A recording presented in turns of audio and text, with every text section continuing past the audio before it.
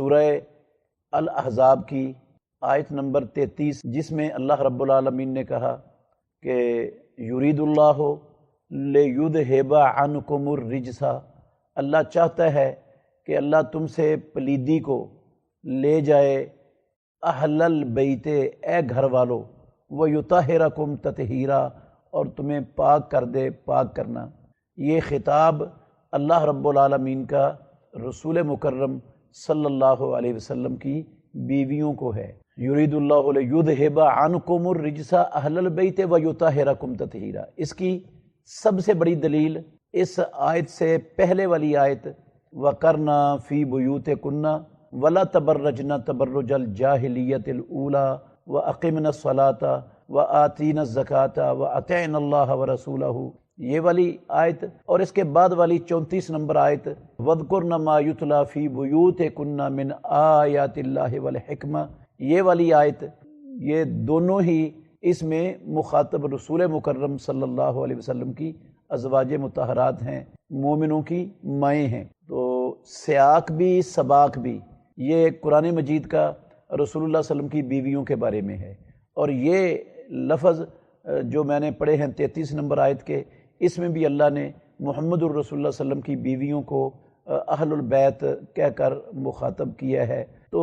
یہ قرآن مجید کی آیات اور اس کا سیاق و سباق یہ صریح نص ہے اور واضح دلیل ہے کہ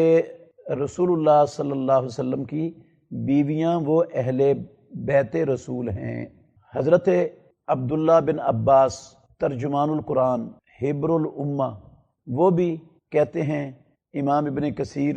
رحمۃ اللہ علیہ نے بھی اپنی تفسیر ابن کثیر میں نقل کیا ہے، اور الاستیعاب فی معرفت بیان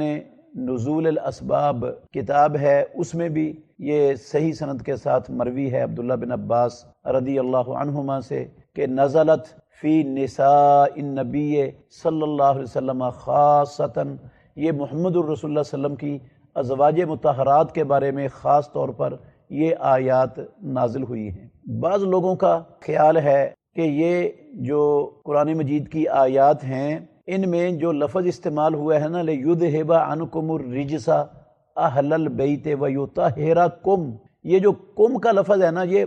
مذکر کی ضمیر ہے، تو اگر اس سے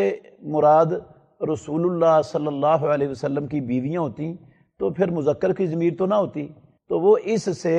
مذکر کی ضمیر کو بنیاد بنا کر اس کا سہارا لے کر وہ کہتے ہیں کہ رسول اللہ صلی اللہ علیہ وسلم کی بیویاں وہ اہل بیت میں شامل نہیں، کیونکہ یہ کم ہے، اور کم جو ہے نا وہ مردوں کے لیے، مذکروں کے لیے خطاب ہوتا ہے، جبکہ یہ لا علمی کی بہت بڑی دلیل ہے یہ بات کرنا، جہالت کی دلیل ہے حقیقت میں۔ عرب معاشرے میں جب خواتین سے خطاب کیا جاتا ہے تو عموماً کم کے ضمیر کے ساتھ ہی خطاب کیا جاتا ہے، کم کے ساتھ ہی عورتوں کو مخاطب کیا جاتا ہے، یہ عام طور پر عربوں میں ایسا ہی ہوتا ہے۔ خود قرآن مجید کے اندر بھی دوسرے مقام پر ابراہیم خلیل الرحمن علیہ الصلاۃ والسلام، ان کی زوجہ مطہرہ کو اہل البیت کہا ہے، اور ان کو قوم کے ساتھ اللہ رب العالمین نے مخاطب کیا ہے۔ جب فرشتے ابراہیم اور ان کی زوجہ مطہرہ کے پاس بیٹے اسحاق علیہ الصلاۃ والسلام اور پوتے یعقوب علیہ الصلاۃ والسلام کی بشارت دینے کے لیے آئے، انہوں نے بشارت دی تو انہوں نے بڑھاپے کی وجہ سے کہ اس بڑھاپے کی حالت میں اولاد ملے گی، اس بات پر تعجب کیا، تو اللہ رب العالمین نے یہ قرآن مجید میں جو الفاظ ہیں وہ ان الفاظ کے ساتھ مخاطب کیا، اتعجبین من امر اللہ، کیا تم اللہ رب العالمین کے امر سے تعجب کرتے ہو؟ رحمت اللہ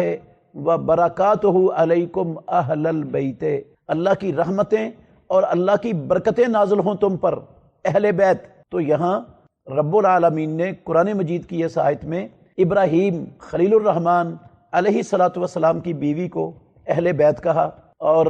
قوم کی ضمیر کے ساتھ اللہ رب العالمین نے مخاطب کیا ہے قرآن مجید میں۔ تو تعجب ہے ایسے لوگوں پر جو اتنی واضح اور صاف ستھری دلیل کے باوجود جن